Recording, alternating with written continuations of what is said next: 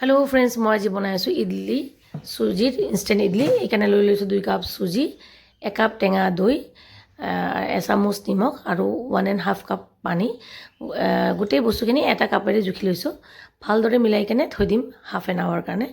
ইপিনে এটা ইডলি ষ্টেণ্ডত অকমান ৰিফাইন অইল ব্ৰাছ কৰি লম হাফ এন আৱাৰ পিছত এপেকেট নিমখ ইনো দি দিছোঁ ব্লু কালাৰৰ আৰু দিছোঁ অকমান পানী দি কেনে ভালদৰে মিলাই ল'লে ৰেডি হৈ গ'ল ইডলিৰ বেটাৰ এতিয়া মই ইডলি ষ্টেণ্ডত অকমান কমকৈ দিম বেছি ভৰ্তি কৰি নিদিওঁ কাৰণ ইডলিটো যেতিয়া ফুলিব তেতিয়া ভৰ্তি হৈ যাব গোটেইখিনি ইডলি দি দিছোঁ ৰেডি কৰি লৈ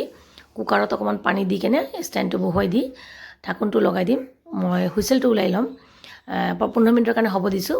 মিডিয়াম ফ্লেমত ইপিনে এটা মিক্সি জাৰত দুটা কেঁচা জলকীয়া এমুঠি নাৰিকল এমুঠি বাদাম আৰু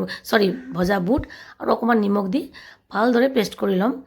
পেষ্ট হৈ গ'লে মোৰ ৰেডি হৈ গ'ল এতিয়া মই তৰকা মাৰি ল'ম তৰকা পেন এটা বহুৱাই কেনে অকমান ৰিফাইন অইল দি দিছোঁ দি দিম দুটা শুকান জলকীয়া অকমান কলা সৰিহ কেইটামান নৰসিংহ পাত গোটেইখিনি ভালদৰে ভাজা হ'লে এই তৰকাখিনি মই চাটনি ঢালি দি ভালদৰে মিলাই ল'লেই ৰেডি হৈ গ'ল নাৰিকলৰ চাটনি